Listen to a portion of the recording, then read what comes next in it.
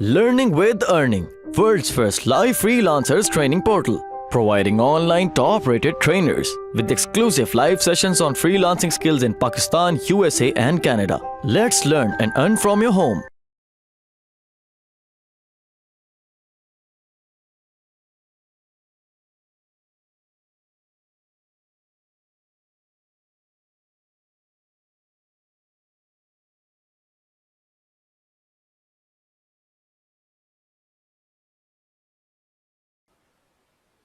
अच्छा, okay great, ठीक है। अच्छा, अब आपने अगर आपने ब्लॉग स्टार्ट किया है तो वेबसाइट है, ठीक है, आपने 3 से 4 बार तो उस पर कंटेंट कुछ ना कुछ लिख के प्लेस करना है एक वीक में, क्योंकि ये नहीं होता कि अब आप अपडेट नहीं कर रहे, आप बहुत अच्छा सा आर्टिकल डाल के बैठे हो, आप वेट करो बस आएगी आएगी ट्रैफिक आएगी, 2 हफ्ते गुजर गए और कुछ लिखा ही नहीं। ऐसा नहीं होता। आपने मतलब अगर कोई ब्लॉग किसी बंदे ने बनाया ना, तो वो ज्यादा मतलब यूजर फ्रेंडली होता है, एसईओ फ्रेंडली होता है, क्योंकि लोग उसको अपडेट करते रहते हैं। आपने देखा होगा कि एक बंदा सिर्फ अपनी कहानियां रोज लिख के डाल रहा है या अपनी डायरी लिख रहा है, तो वो उस रैंक हुआ हुआ है, लोग उसे पढ़ रहे हैं, बहुत ट्रैफिक है उसके पास, बहुत लोग जा रहे हैं। तो क्यों जा रहे हैं? क्योंकि वो रोज लिख रहा है, एक वो डेली बेसिस पे लिख रहा है, तो उसका कंटेंट फ्रेश आ रहा है, उसका जो ब्लॉग है वो अपडेट होता रह रहा है, जो रोज अपडेट हो रहा है, ठीक है, तो इसलिए उसकी जो साइट है वो रैंक कर रही है। अब आपने पहले से प्लान कर लेना है, देन उसके बाद आर्टिकल को ऑब्वियसली इंटरेस्टिंग बनाना है, और उसके बाद हेडर्स और सब हेडर्स यूज करने हैं, मतलब टैग्स होते हैं एचटीएमएल में, H1 H2 H3 and so on. HTML के टैग्स होते हैं, जिसको एचटीएमएल पता है उनको पता होगा। और हेडर सब हेडर्स आपने यूज करने हैं, बुलेट पॉइंट्स यूज करने, तो ये सारा मैं बता चुकी हूँ कैसे आपने करना होता है।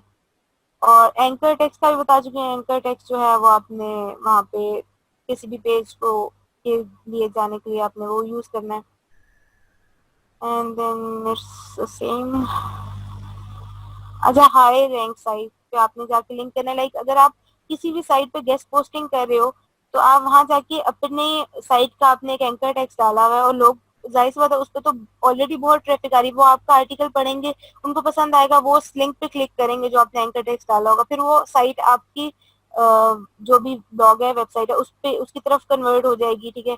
और फोटोज यूज करने, इमेजेस वगैरह, उस पर ऑल टैग्स यूज करते हैं, तो फोटोज इमेजेस भी यूज करना मतलब बहुत जरूरी होता है, लाइक मैटर करता है।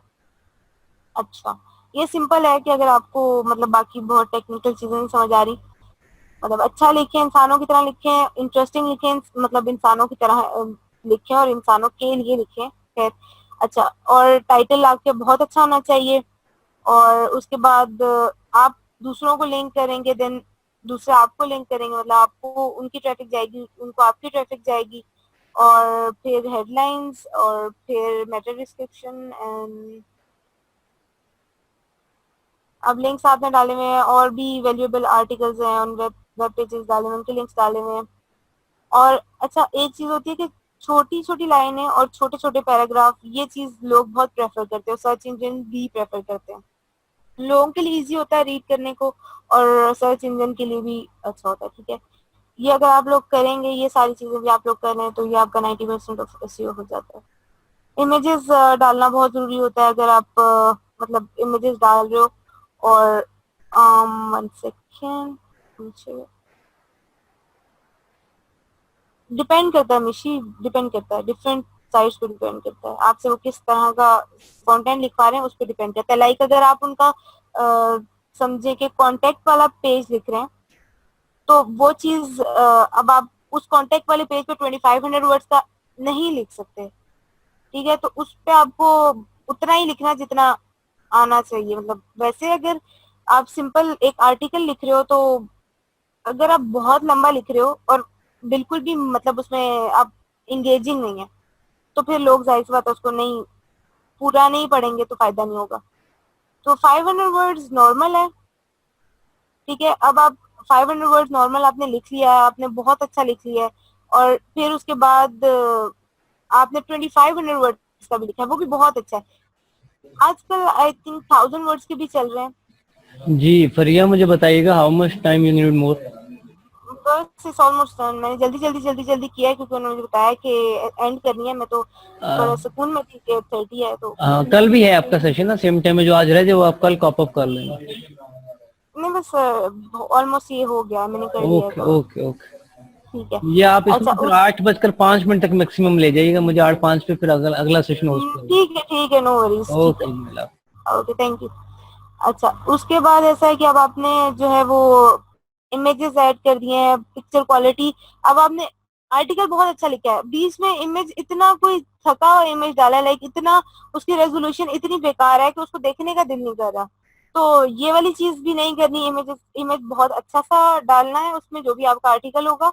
और फाइल साइज जैसा आप मतलब जितना कम रखें उतना अच्छा होता है, लेकिन ये है कि आपने उस इमेज को अच्छी मतलब अच्छी क्वालिटी होनी चाहिए उसकी, ठीक है। और ऑल टेक्स्ट आते हैं हम इमेजेस में।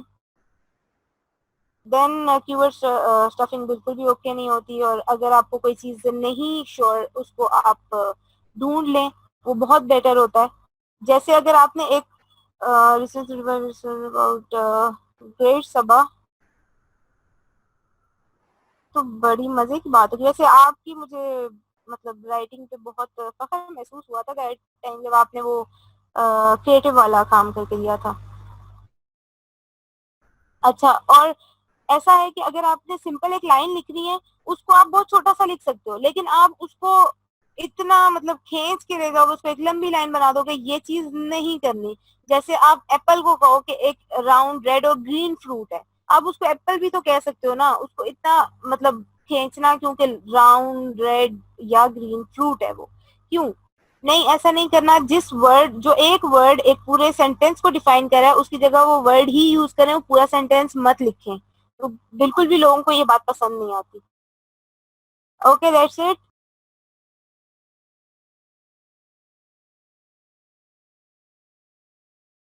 उम्मीद करती हूँ स्टूडेंट्स आपको आज का टॉपिक भी समझ आया होगा। जो चीज़ें आपने समझी हैं वो नोट्स की फॉर्म में भी अवेलेबल है। मेक श्योर आप ये वीडियो को बार बार रिप्ले करें जब तक आपके जहनों में डाउट्स क्लियर नहीं हो जाते।